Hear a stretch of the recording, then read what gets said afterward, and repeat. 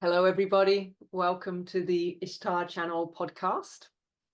Today, Ishtar and I thought we'd come together and have a discussion about a topic that's becoming quite prevalent in self-development and consciousness work today, and that is the topic of the inner child. And just before we jumped on, I had a little giggle as to say, why on earth would we need to talk about the inner child? I'm an adult, for heaven's sake. What's the inner child got to do with me these days? But what I'd love for us to share with our audience today, Ishtar, is first of all, a little bit of an understanding as to how the inner child and the consciousness of the inner child and perhaps the unresolved issues of the inner child can step forward into our life as the adult, as the 30-year-old, as the 40-year-old, sometimes even as the 60 or 70-year-old, and still be creating some havoc. And how would we identify that? And then after the identification of that part of ourself and how it's playing out, what might we start to do with this part of ourself, this aspect? Well, it's a great topic talking about the inner child, and I know it's very important to a lot of people today because they're becoming much more aware of this part of themselves. And it is that child self within us that often throws those tantrums and is very reactive. And I see that the inner child can be our most reactive and our loudest shadow, our loudest aspect of self that is often calling out to us for attention. And this is really what it is. It's that part of us, the child part of us, that has had issues as a child, and usually up to the age of 7, sometimes 8. And this part of us is calling out to our adult self for attention, for love, for resolution of issues, for protection at times, for safety.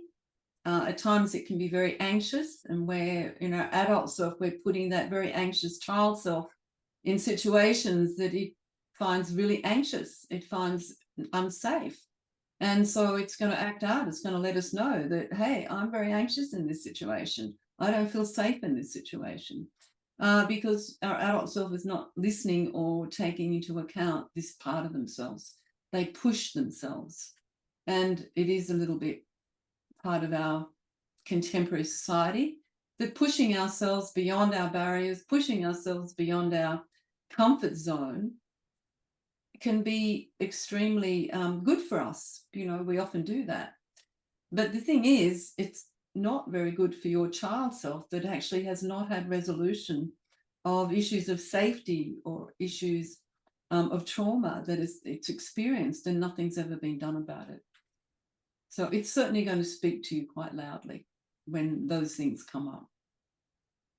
And so how is it that we are identifying that this part of us happens to be the nature of the inner child? What is it that's helping us to understand that this is actually the inner child aspect, as opposed to an ego aspect, or another part of us playing out? How is it that we come to identify it as the inner child? Well, it's a great question to ask, because I mean this is the part of you that has suffered some sort of trauma as a child. And look, it can be a very small thing. It could be just feeling unloved by one parent or the other, or even both, or feeling unloved by your siblings. And so that plays out.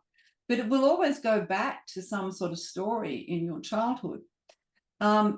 And it can go beyond that, because we need to also remember that the child self up to the age of 7 is often very connected to your previous past life.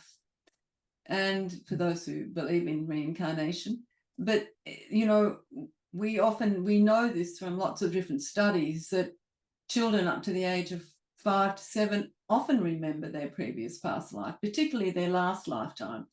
And so any issues that were held in that lifetime that were not resolved will get passed on and be carried forward. And the child self often plays these out. And of course, anything that's going on in your childhood that then exacerbates those old memories will then create yet more trauma for the child self.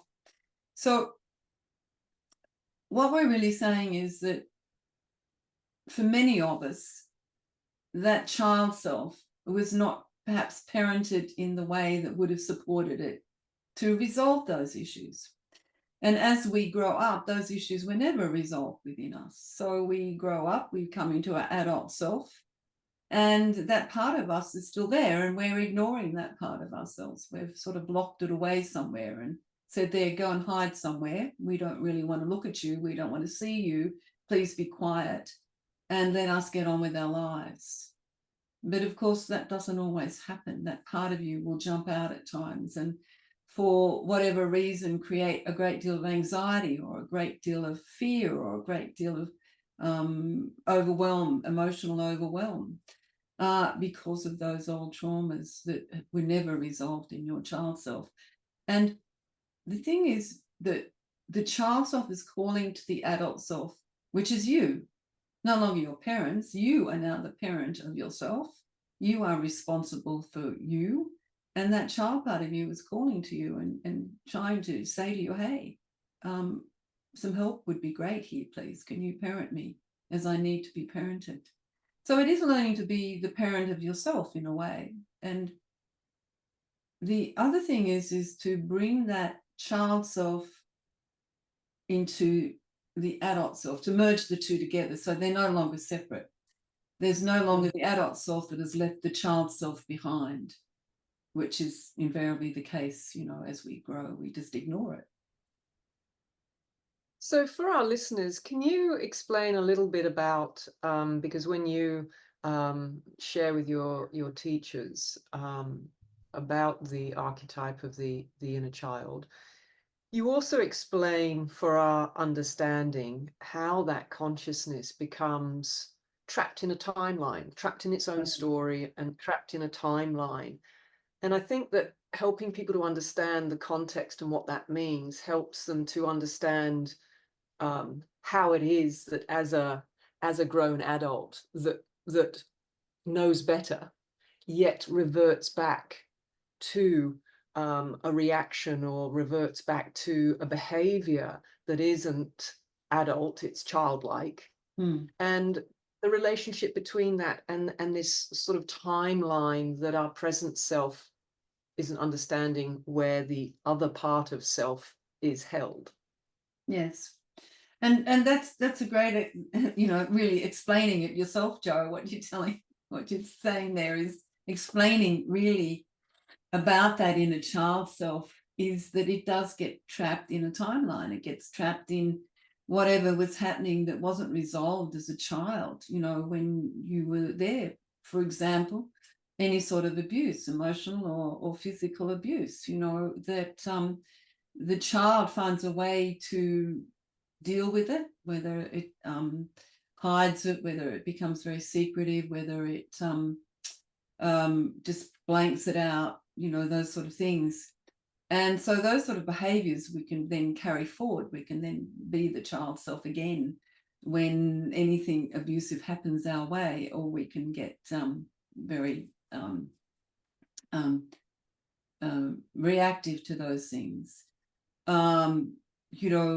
I grew up in a family when I was young where I had two parents who fought a lot, very loudly, and sometimes very physically. So as an adult, if there was any sort of conflict around me, I would start to shake.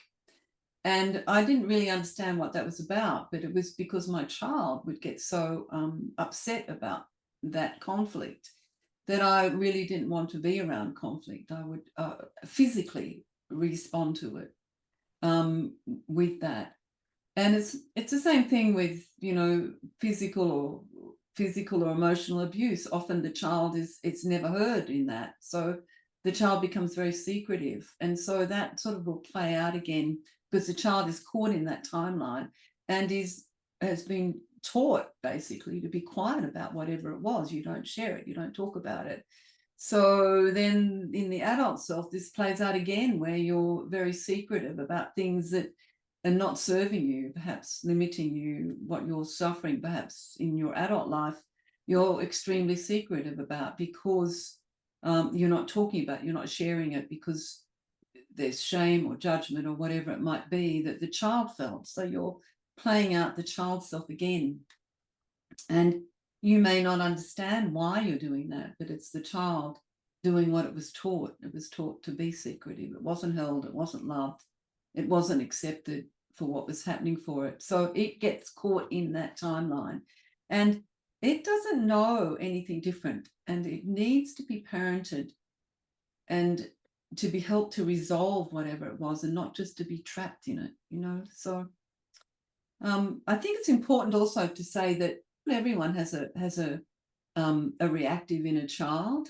You know, there's parts of us in our childhood. Yeah, sure, there was things that perhaps we could have been parented better, but it doesn't mean to say that you have a reactive inner child. And I think this is important to understand. You can't blame the inner child for all of your behaviors. But for those who have had a traumatic childhood, who weren't parented as well as they could have been, perhaps, and that could be all of us, to be honest, but still, being a parent is never easy. So we need to understand that. But those who went through trauma in their childhood and that was never resolved or never supported in any way, then that will be caught up in a timeline of when it happened, and the child has never had resolution with that. So the masters gave me a process of working with the inner child on a deep level, and I've trained a few teachers of my work to do that process with clients. It's a deep process, and it works with the practitioner and the client working together. And it's not a quick fix process. It takes 6 months, it can take 12 months to work through that process. It can take longer. And it depends on the inner child, and it depends on the relationship that the person is able to develop with the inner child, and how much the inner child chooses to trust the person to create safety and to protect them in some way, because that's what the child wants. It wants to feel safe. It wants to feel that it doesn't have to continue to suffer as it has been. And that could be, you know, if you're 20 years of age, the child might have been suffering for 15 years. But if you're 70, then that child may have been suffering for 50 something years. So, you know, it's and it keeps calling out to you to please help me. Please listen. I need someone to hear me. And so with that, what would be some of the,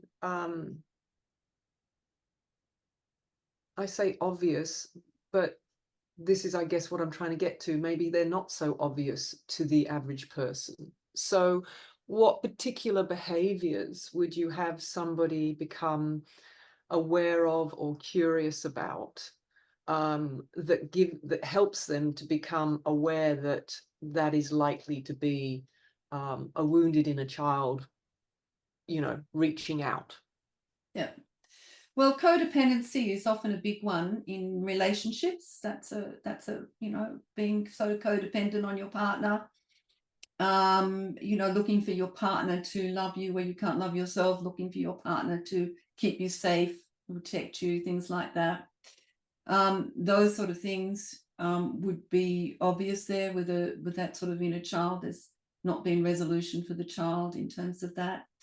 Looking for an abusive partner at times. If there's been abuse, then you might be looking for an abusive partner, sometimes to resolve that issue. The child seeking some sort of resolution, or believing that it can only be given abuse. You know, there's those, you know, whatever that trauma created for your child. So abusive behavior, you know, acting out like a child, throwing tantrums. You know, that's the inner child sometimes likes to throw a tantrum, and so that will come up, you know, and the tantrum gets thrown, and you know, somebody said to you, you're acting like a child. Well, you are acting like a child because it's that child within you that's that's taken over and going, I'm acting out in this situation because it's causing me such anxiety. So those sort of behaviors definitely would be things to look out for, definitely. Mm. And even to the point of, sulking, an inner child starting to sulk and perhaps walk away. Mm. It can be the opposite. Can it be the opposite polarity of, being there and acting out and being, verbal versus sulking and withdrawing and wanting to Yeah, go and hide? it can be that, definitely.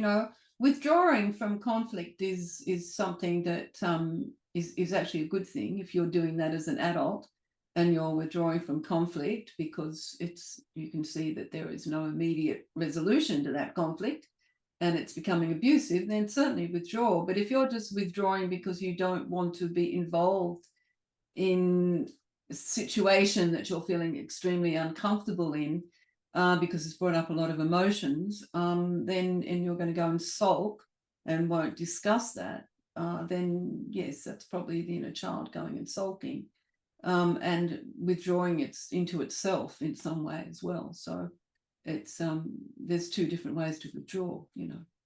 Withdraw Mm, from conflict and come back when everyone's calmed down. That's fine. That's an adult way of working with that sort of with conflict.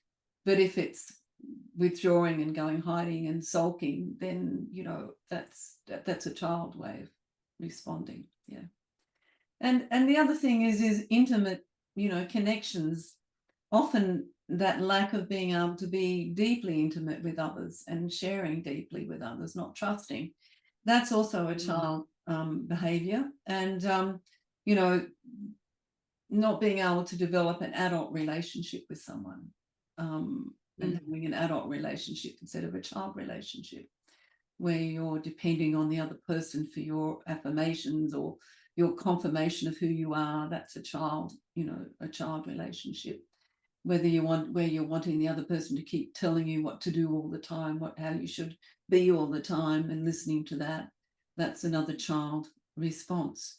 So those sort of things are important because it will tell you whenever your relationships in life are not working at an adult level, where you're both adult, you're both sharing, you're able to listen, you're able to receive criticism in some way, you're able um, to be with somebody but not having to be merged with somebody or be affirmed by somebody 24/7, then you're seeing either an adult relationship or a child relationship, and it's looking at that. But of course, when the inner child is strong, it's very hard to recognize that within yourself and to mm, see that within yourself. But have a look if your relationships in life particularly are not flowing very well, whether it be with your parents, if you've still got issues with your parents, then you've got inner child work.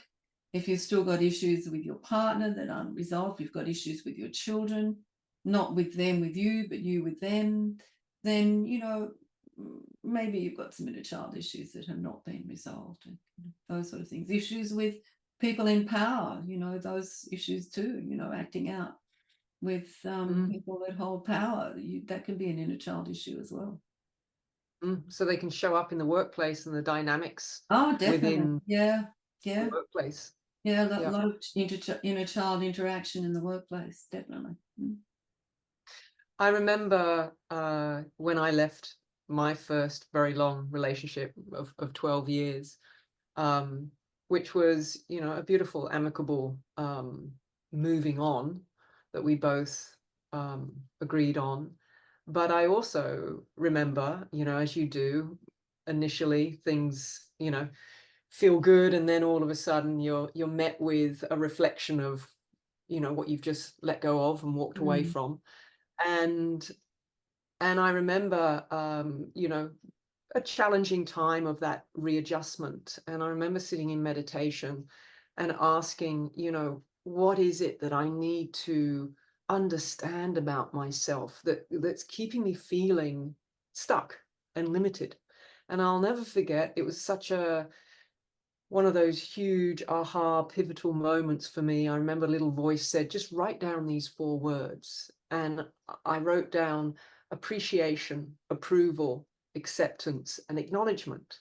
And I Mm. remember sitting there going, and what do you want me to do with them?